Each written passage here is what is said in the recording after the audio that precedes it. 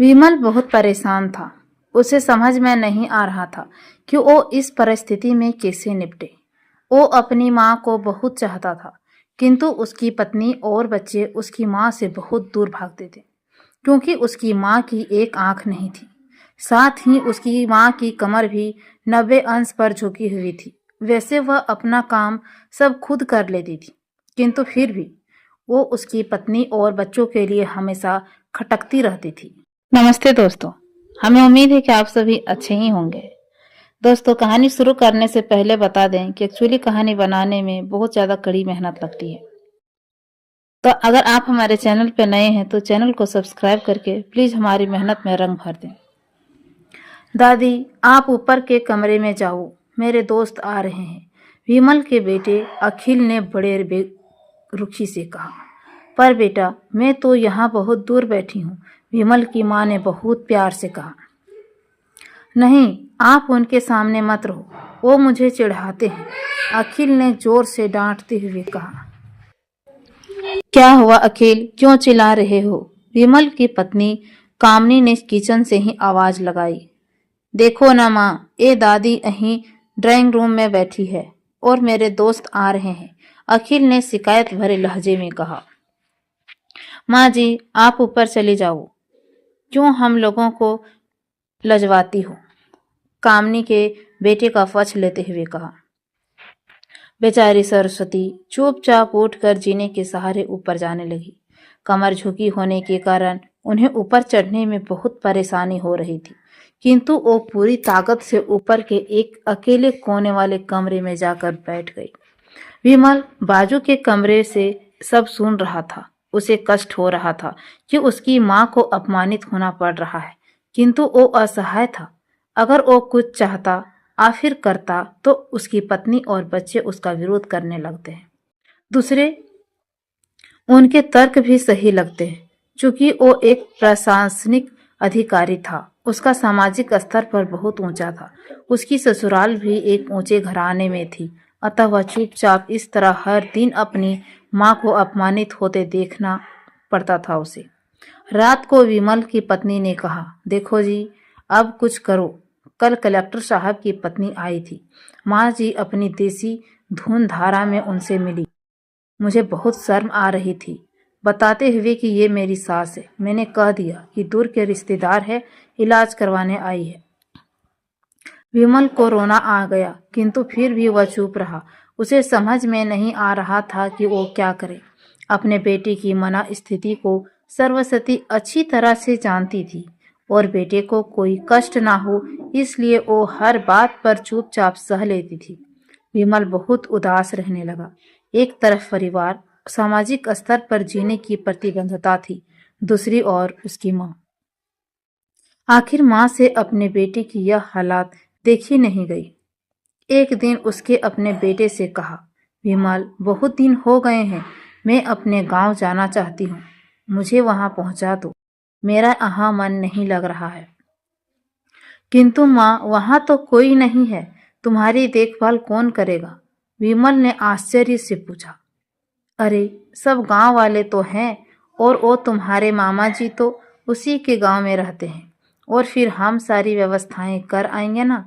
कामनी को तो जैसे मन ही मुराद मिल गई हो।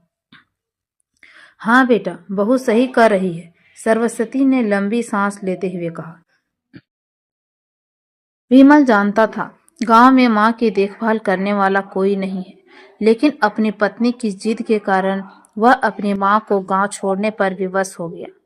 माँ को गांव छोड़कर आते वक्त उसे रोना आ रहा था तथा अपनी माँ बेबसी पर गुस्सा भी आ रहा था, किंतु परिवार, पत्नी और समाज ने उसके इन मनोभावों को दबा दिया और वो सुकून सा महसूस करने लगा। कुछ दिनों के बाद उसके चाचा, जो अमेरिका में रहते थे, आने वाले थे। जब विमल बहुत छोटा था, उसके पिता जीवित थे, तब वो भारत आए थे और उसके बाद वो अब भारत आने वाले थे। पूरा परिवार और आस पड़ोस बहुत उत्साहित था। अमेरिका से विमल के डॉक्टर चाचा आ रहे थे। डॉक्टर रमेश ने जैसे ही घर में कदम रखा, सबने मिलकर बहुत उत्साह से उनका स्वागत किया। क्यों विमल, भाभी नहीं दिख रही, कहाँ है? डॉक्टर रमेश ने उत्सुकतापूर्वक पूछा। वो तो गांव में रहती है, यहाँ उनका मन नहीं लगा, कामनी ने सपाट लहजे में उत्तर दे दिया। डॉक्टर रमेश ने विमल की ओर देखा तो विमल ने अपनी आंखें झुका ली। डॉक्टर रमेश सब कुछ समझ गए। बोले, कल हम भाभी से मिलने गांव चले जाएंगे सब कोई। दूसरे दिन सभी लोग गांव के घर में पहुंचे। देखा कि सरस्वती को बहुत तेज बुखार है और वो पलंग पर असहाय पड़ी है। डॉक्टर रमेश दौड़कर सरस्वती के पास गए, उनके पैर छूकर रोने लगे। सरस्वती की ये हालत उनकी कल्पना से परे थी। वह बेटा विमल, तूने तो नाम उजागर कर दिया। अपनी माँ की ये हालत देखकर तुझे शर्म नहीं आ रही होगी। डॉक्टर रमेश ने विमल को लगभग डांटते हुए कहा। नहीं देवर जी, विमल का कोई दोष नहीं है, मैं खुद गांव आ गई थी। सरस्वती ने अपने बेटे का बचाव किया।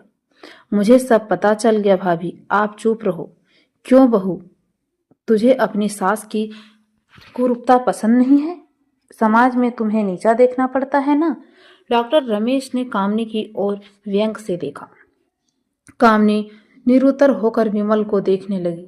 आज तुम जिस सामाजिक स्तर पर हो वो इन्हीं के संघर्षों की देन है। और बेटा विमल, तुम्हें शायद मालूम ना हो कि बचपन में जब तुम 1 साल के थे तब छत के नीचे गिरने के कारण तुम्हारी एक आंख फूट गई थी और तुम्हारी रीढ़ की हड्डी में सी समस्या थी।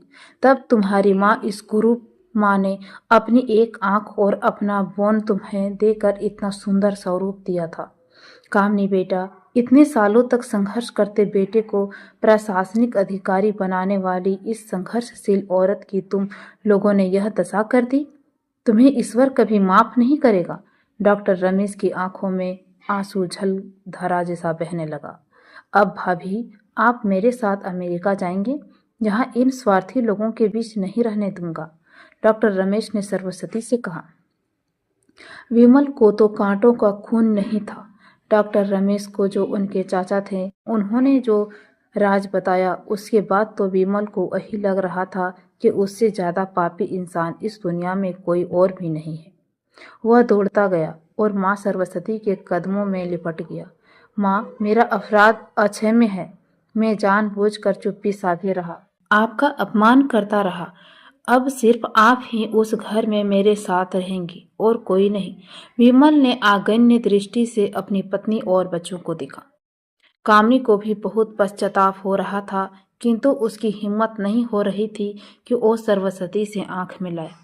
सरस्वती ने कामना की मना स्थिति को समझकर उसको चुप कराते हुए अपने पास बुलाया और विमल को डांटते हुए कहा, खबरदार, जो मेरी बहू को मुझसे अलग करने की कोशिश की तो घर से बाहर निकाल दूंगा। कामनी और बच्चों ने सरस्वती के पैर पड़ते हुए अपने व्यवहार पर माफी मांगी और माँ के हृदय ने सबका माफ कर दिया और माँ खुशी खुशी अपने बेटे बहू पोतों को अपना ली। दोस्तों, हमें उम्मीद है कि आपको हमारा स्टोरी पसंद आया होगा, तो प्लीज़ चैनल को सब्सक्राइब कर इसे शेयर करना ना भूलें।